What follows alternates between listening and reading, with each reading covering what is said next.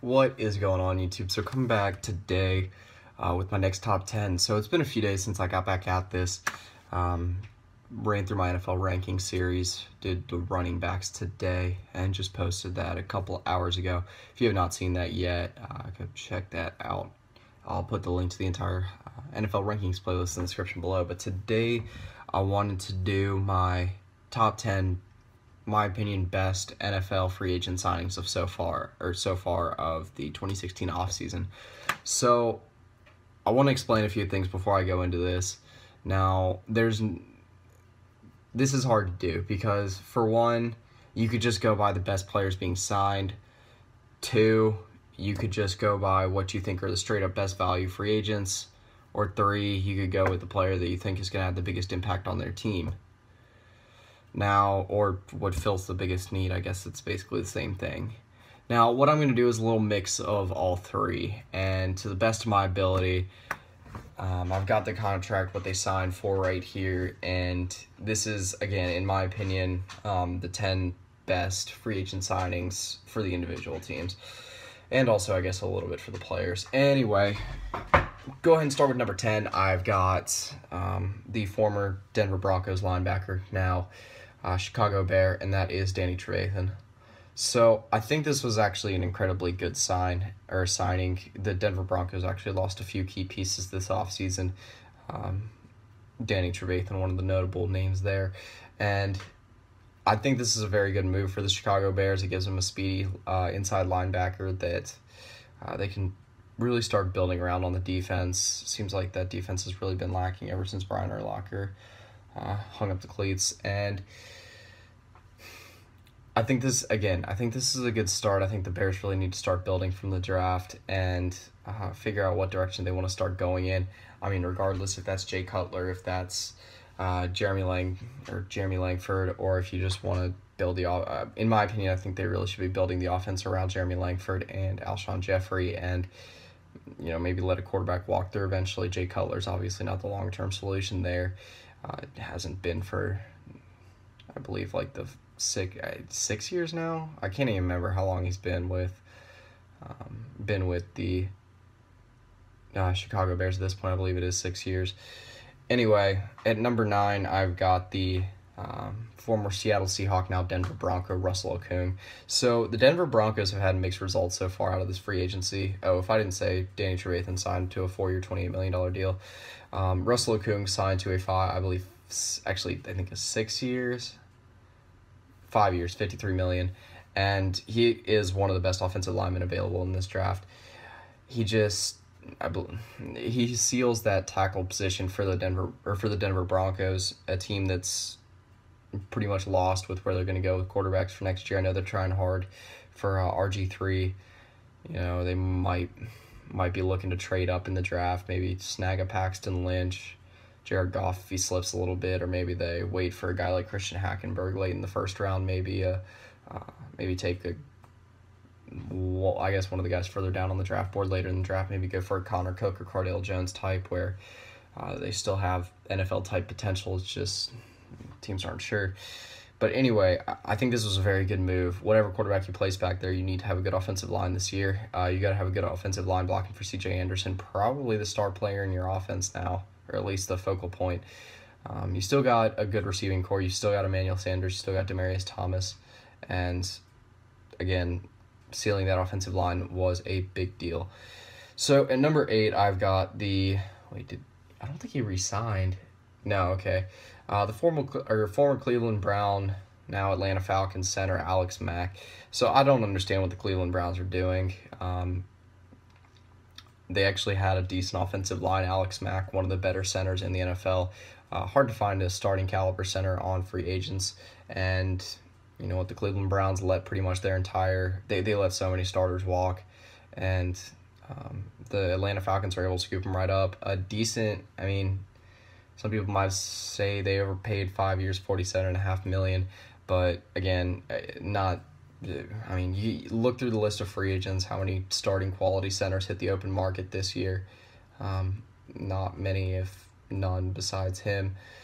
And like I said, it was a good scoop up for the Falcons, a team that Again, I've been saying this in every video that I talk about the Falcons, a team that looks actually pretty solid heading into the future.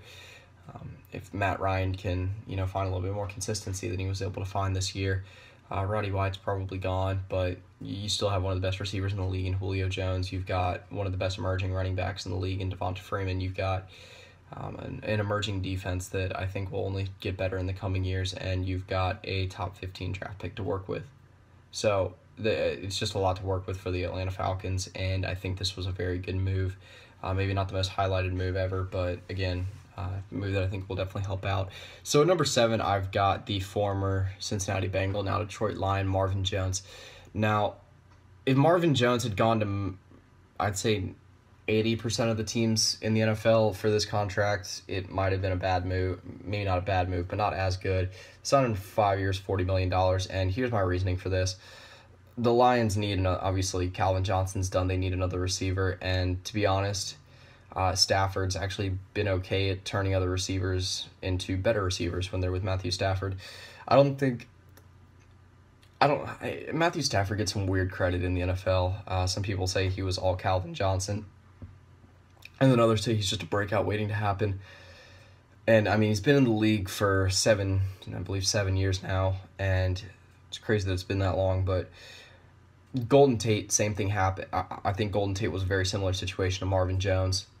And Marvin Jones was a number 2 receiver in Cincinnati and was very good as a number 2 receiver, if I'm being honest. Came into the league in, I believe, 2012 and has been a very serviceable receiver. Again, might have overpaid a little bit, but this is a guy who's the second best receiver available on the market.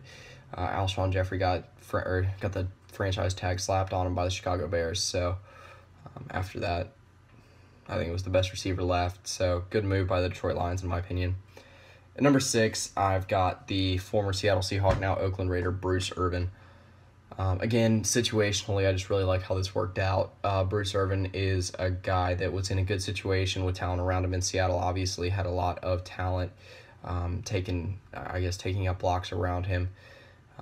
I mean, you look around on that Seattle Seahawks defense, most notably Michael Bennett and Cliff Averill, were able to take up a lot of the attention, and now Bruce Irvin moves to a situation in Oakland with a very good young developing team and one of the best young linebackers in all of football, and that is Khalil Mack.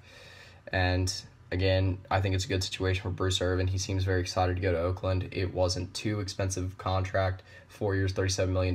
You add a player that has Super Bowl experience to maybe get the Raiders over that final hump to get past the Broncos, a team that is restructuring a lot this offseason that's going to look very different next year. Kansas City Chiefs team that is really getting older, and then a San Diego Chargers team that really doesn't have any identity. So, to be honest, this could, if the Raiders develop in the right way, this really could be their division for the taking heading into the future. Like I said, I really like this move. Number 5, got the now San Diego Charger, former Green Bay Packer, Casey Hayward. Now, if you guys don't know Casey Hayward, he's a cornerback. Definitely one of the more underrated cornerbacks available in this free agent class. Now, I don't know if he was necessarily the best. A lot of people give that title to Janoris Jenkins. But compare the salaries here. Casey Hayward gets 3 years, $15.3 million to go to San Diego, compared to Janoris Jenkins that gets 5 years, $62 million to head to the Giants. And obviously less money heading to a situation. I mentioned this before. I think this is a Chargers defense that might be a little bit underrated. Has some good pieces moving forward, and I really like this addition. I've liked Casey Hayward as a corner ever since he came into the league. I think he will be a serviceable fit really wherever he goes. And for the price, especially in a league that needs good corners now, I think this is an absolute steal. So at number 4, I've got the former Denver Bronco, now Jacksonville Jaguar, Malik Jackson. So for me, I don't know, overpaid a little bit. Obviously not a good value pick here, but I really like what the Jaguars are building. With all the young talent, you add in a guy like Malik Jackson, who was one of the biggest pieces on the Broncos Super Bowl run. And I mean, you look, if they're able to build something in the draft, if they're able to add a corner or two. I mean, this is a team that added Chris Ivory at running back to a backfield that already had a decent developing back in TJ Yeldon, so it just adds depth right there. You look at one of the best young quarterbacks in football, Blake Bortles. Dante Fowler should come back next year and be an absolute stud.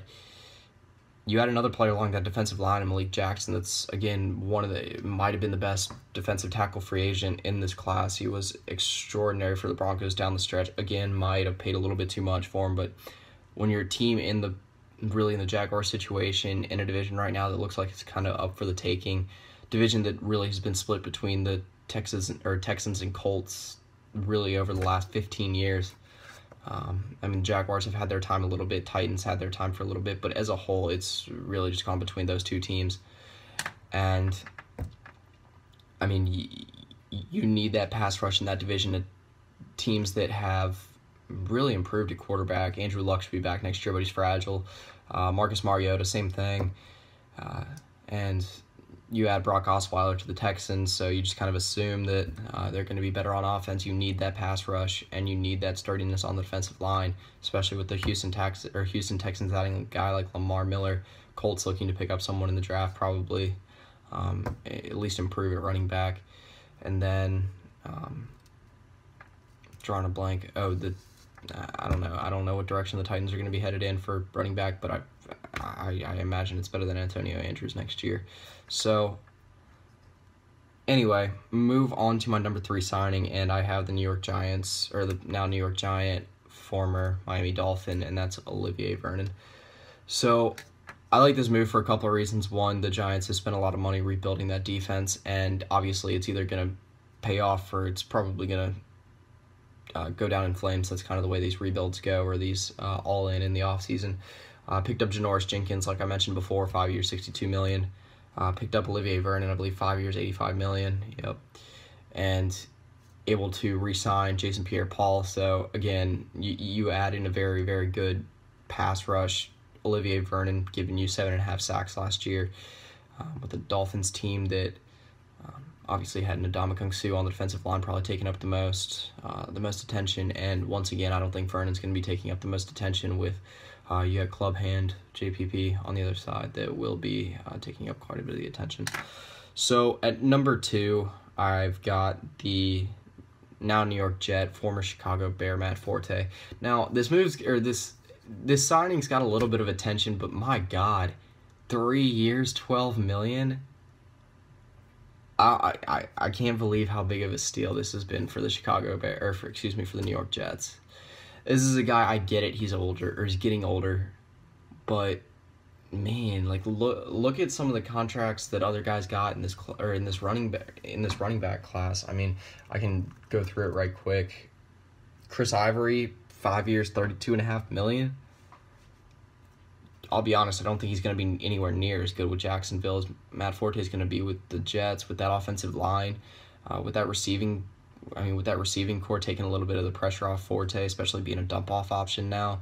I mean, even Chris Ivory was able to be successful with the Jets this past year.